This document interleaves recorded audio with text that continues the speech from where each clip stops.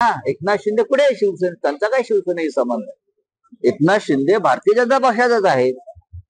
Label फक्त काही लावलं असेल त्यांनी सध्या तात्पुरतं, पण एकनाथ शिंदे, अजित पवार हे त्यांचे नेते नरेंद्र मोदी आणि अमित शहा ते भाजपमध्येच आहेत. केंद्र सरकारनं आरक्षणाची मर्यादा वाढवली असं पवार म्हणतात आणि केंद्राने आरक्षणाची मर्यादा वाढवली तर आमचा देखील पाठिंबा असेल केंद्राला.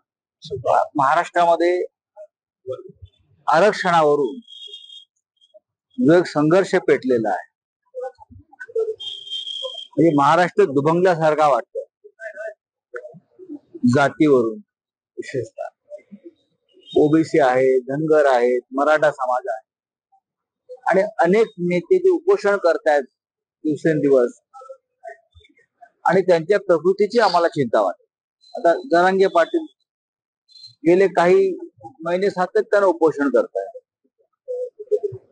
ओबीसीचे नेते उपोषण करतायत, एका बाजूला धनगर समाजाचे लोक उपोषणाला बसतायत किंवा संघर्ष करतायत आणि सरकार जे आहे आपलं शिंदे सरकार, फडणवीस सरकार हे तिघांना आपापसात लढवत बसलेला आहे, खेळवत बसलेला वेळ काढताय. निवडणुकाचं राजकारण त्यातून ते करताय. पण जोपर्यंत केंद्राच्या अखत्यारीत असलेला जो विषय हा आहे, हा मिंडे सोडवू शकत नाही केंद्र सरकार. आणि माननीय शरद पवार जे म्हणतात की केंद्रानं काय सांगितलं, त्यांनी केंद्राने आरक्षणाची मर्यादा वाढवली आणि आम्ही वारंवार हेच सांगतो, केंद्रानं आरक्षणाची मर्यादा वाढवायला हवी. राहुल गांधींनी तेच सांगितलं की आमचं सरकार आलं तर आम्ही 50% वर आरक्षण वाढवू आणि सगळ्यांना सामावून घेऊ.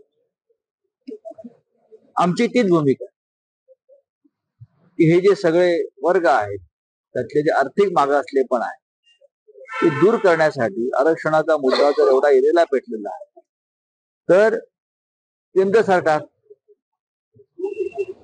संसद हीच अथॉरिटी आहे आणि त्यांनीच हा आरक्षणाचा टक्का मर्यादा वाढवून या सगळ्या घटकांना न्याय दिला पाहिजे. शरद पवार असं देखील म्हणाले की तामिळनाडूमध्ये 78% आरक्षणाची मर्यादा वाढवली, महाराष्ट्रात असं का होत नाही? तामिळनाडूचं आरक्षण टिकलेलं आहे. तामिळनाडूचा जो टक्का वाढलेला आहे आपण पाहिला असेल की बिहारचा टक्का सर्वोच्च न्यायालयाने फेटाळून लावला, पण तामिळनाडूनं ज्या पद्धतीने सगळं बसवलेलं आहे तर तो सर्वोच्च न्यायालयात सुद्धा टिकून आहे. महाराष्ट्र सरकारनं केंद्राकडे हा विषय नेला पाहिजे. इथे खेळत बसण्यापेक्षा आपापसात म्हणजे संघर्ष पेटवण्यापेक्षा केंद्राने यात लक्ष घातलं पाहिजे.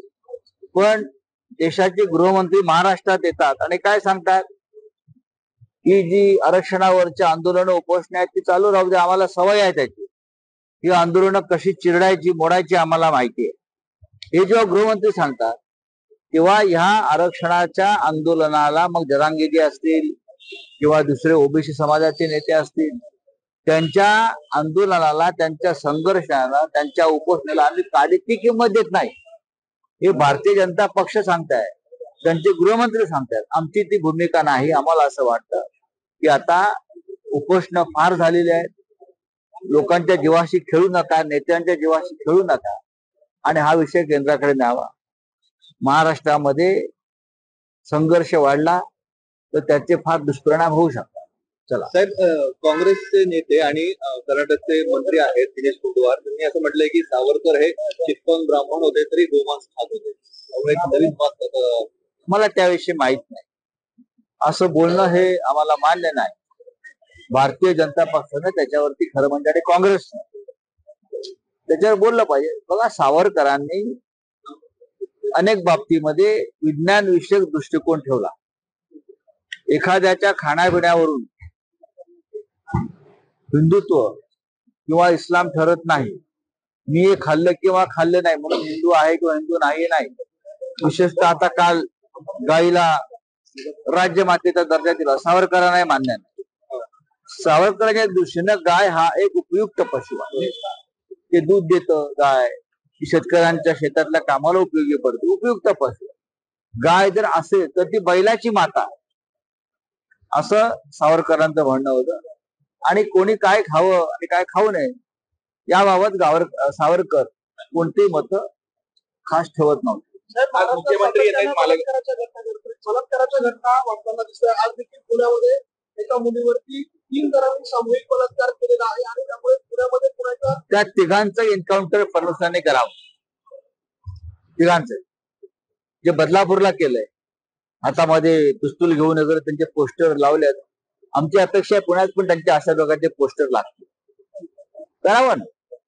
जे बदलापूरला आपण केलं मिंद्यांनी फडणवीसांनी, एका अल्पवयीन मुलीवर तिघे जर सामुदायिक बलात्कार करतात, ही बदलापूरपेक्षा भयंकर घटना. फडणवीसांनी त्यांच्या कमरेला जे पिस्तूल असेल ते काढावं, स्वतः जावं आणि पोस्टर मधनं बाहेर यावं. तो त्याच्या सिंगमचा पोस्टर आहे ना, त्या पोस्टर मधून त्याने बाहेर पडलं पाहिजे. हाँ, यातून फटा पोस्टर और निकला क्या खलनायक, ऐसा नहीं चाहिए. आप नायक हो ना, तो पोस्टर से बाहर आकर रिवॉल्वर निकालो और एनकाउंटर कर दो. करा एनकाउंटर. पंतप्रधानांच्या दौऱ्यावर कुठेतरी महायुतीचे नाराजी नाट्य बघायला का मिळतंय. बरं? मुंबईमध्ये कार्यक्रम होण्याचे ठाण्यामध्ये होत आहेत, त्यामुळे कुठेतरी भाजप नाराज आहे असं दिसतंय. मला माहित नाही. मुख्यमंत्र्यांना धुतलं. असं आहे की मिंदे भाजपमध्येच आहेत ना. एकनाथ शिंदे कुठे आहे शिवसेना? त्यांचा काय शिवसेनेशी संबंध आहे? एकनाथ शिंदे भारतीय जनता पक्षातच आहेत. लेबल फक्त काही लावलं असेल त्यांनी सध्या तात्पुरतं, पण एकनाथ शिंदे, अजित पवार हे त्यांचे नेते नरेंद्र मोदी आणि अमित शहा ते भाजपमध्येच आहेत. मोदी आणि शहांना शिवसेना आणि राष्ट्रवादी काँग्रेस फक्त तोडायचे होते म्हणून त्यांचा वापर केला. बाकी हे पूर्णपणे त्यांनी भारतीय जनता पक्षाची वस्त्र नेसून ते आता फक्त त्यांच्या घरामध्ये नांदायचं बाकी आहे. अजित पवार बारामतीतून माघार घेणार असे संकेत त्यांनी दिलेले आहेत. हा मला माहित नाही, पण बारामतीची परिस्थिती अजित पवारांसाठी फारशी चांगली नाही. ओव्हरऑल सगळ्यात बारामती हे मी सांगू शकतो. आज गृहमंत्री येत आहेत मालेगाव मध्ये मोठं प्रदर्शन करतायत नाशिकचे पालक. काय म्हणतात? होय, चांगली गोष्ट.